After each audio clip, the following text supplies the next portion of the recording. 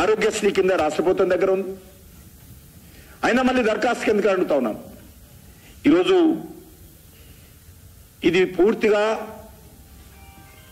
నాకు అర్థమైంది ఏంటంటే, వచ్చేటువంటి పార్లమెంట్ ఎన్నికల లోపల ప్రజలను దరఖాస్తుల పేరుతో కాంగ్రెస్ నాయకుల ఇంటి చుట్టూ, కాంగ్రెస్ ఎమ్మెల్యేల ఇంటి చుట్టూ తిప్పుకునేటువంటి కార్యక్రమే తప్ప, ప్రజలను కష్టపెట్టే కార్యక్రమే తప్ప మరొకటి కాదు అనే విషయాన్ని నేను ఈ సందర్భంగా మనవి చేస్తా ఉన్నాను. ఇప్పటికైనా రాష్ట్ర ప్రభుత్వము వాళ్ళ దగ్గర ఉన్నటువంటి డాటా తీసుకొని, వాళ్ళు ఇచ్చినటువంటి హామీలు, వాళ్ళకి ఇచ్చినటువంటి షెడ్యూల్ ప్రకారమే నేను వెంటనే ఈరోజు ఇవ్వమని అడగడం లేదు. మీరు 100 days లోపల ఇస్తారా, లేకపోతే 50 రోజుల లోపల ఇస్తారా, 60 రోజుల తర్వాత ఇస్తారా, 420 రోజుల తర్వాత ఇస్తారా, మీ ఇష్టం.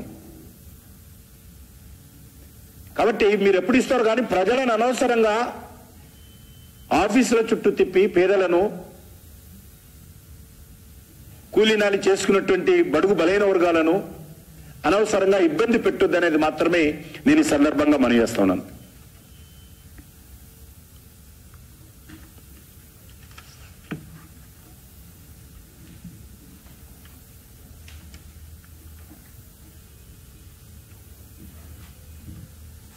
ఉన్న ముఖ్యమంత్రి గారు కాంగ్రెస్ పార్టీ ప్లీనరీలో మాట్లాడుతూ ప్రధానమంత్రి గారి గురించి మాట్లాడారు. మోడీ మెడిసిన్ ఎక్స్పైర్ అయిందట.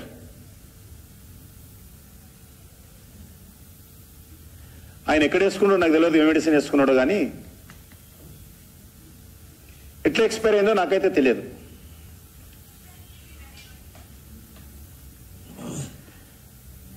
దేశాన్ని కాదు ప్రపంచాన్ని నడిపించేటువంటి సంజీవిని మోడీ మెడిసిన్. మీరు రాహుల్ గాంధీ ఉన్నన్ని రోజులు మోడీ గారి మెడిసిన్ ఎక్స్పైర్ కాదు. అసలు మీరు రాహుల్ గాంధీ మెడిసిన్ ఇంతవరకు ఫార్ములానే రిజెక్ట్ అయింది. ఆ మెడిసిన్ ఇంతవరకు మెడిసిన్ రాలేదు, యాక్సెప్టే కాలేదు. ఫండమెంటల్ గా మీ ఫార్ములా, మీ రాహుల్ గాంధీ ఫార్ములా యొక్క మెడిసిన్ ఏదైతే ఉన్నదో అది రిజెక్ట్ అయింది.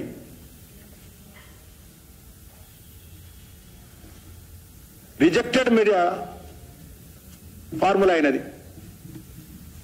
మరి సక్సెస్ఫుల్ మెడిసిన్ నరేంద్ర మోడీ గారిది. ఇంతెందుకు, ఒకసారి ఏ రకంగా ఇండియన్ ఎక్స్ప్రెస్ సర్వేలో ప్రపంచంలో ప్రతి సంవత్సరం ఏ రకంగా నరేంద్ర మోడీ గారి ఇమేజ్ పెరుగుతుందో కళ్ళుంటే చూడొచ్చు ఎవరే గాని.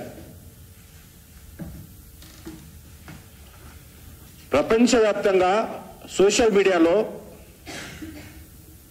9.4 crores ఫాలోవర్స్ తో నెంబర్ 1 గా ఉన్న నరేంద్ర మోడీ గారు. ఎవరు మెడిసిన్ ఎక్స్పైర్ అయింది, ఎవరి మెడిసిన్కి ఇంతవరకు యాక్సెప్ట్ రాలేదో కాంగ్రెస్ పార్టీ అర్థం చేసుకోవాలి.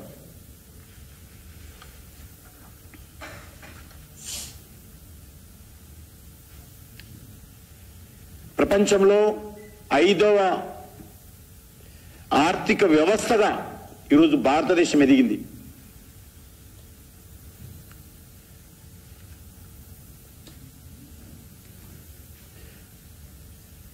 ఇటీవల జరిగినటువంటి 5 రాష్ట్రాల ఎన్నికల్లో నవ్వుతో నా భవిష్యత్ అనే విధంగా అద్భుతమైనటువంటి మెజార్టీతో నరేంద్ర మోడీ గారి నాయకత్వంలో దేశ ప్రజలైనకు పట్టం కడతా ఉంటే, 2 రాష్ట్రాలలో అధికారంలో ఉన్నటువంటి మీ ప్రభుత్వం కూలిపోతే, మీ ప్రభుత్వాన్ని ప్రజలు ఓడిస్తే ఎవరి మెడిసిన్ ఎక్స్పైర్ అయింది?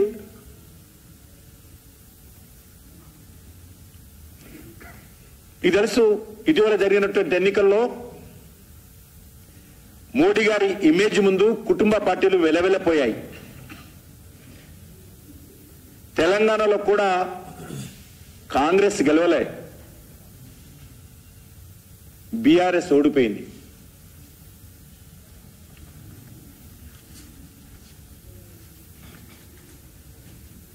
ఈరోజు దేశంలో ప్రతి వ్యక్తిలో ఒక ఆత్మవిశ్వాసం నెలకొని ఉంది. పొలిటికల్ పార్టీస్లో కొంతమంది ప్రతిపక్ష పార్టీలలో ఉన్నటువంటి వాళ్లకు ఆత్మవిశ్వాసం లేదు, భయం ఉంది, వాళ్ళకు అభద్రతా భావం ఉంది, వాళ్ళకు నేను ఒప్పుకుంటాను పాపం. కానీ కామన్ మ్యాన్, యువకులు కానీ, మహిళలు కానీ, ఉద్యోగస్తులు కానీ వాళ్ళలో ఒక ఆత్మవిశ్వాసం ఉందంటే దానికి నరేంద్ర మోడీ గారే కారణమని మనం చేస్తాను. తెలంగాణలో బోటాబోటీ సీట్ల మెజార్టీతో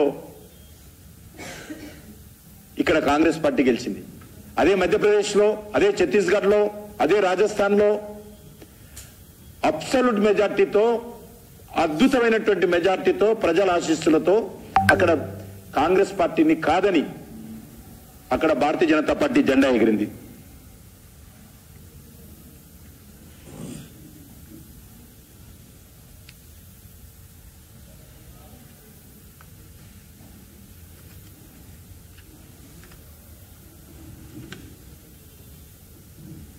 ఇంకా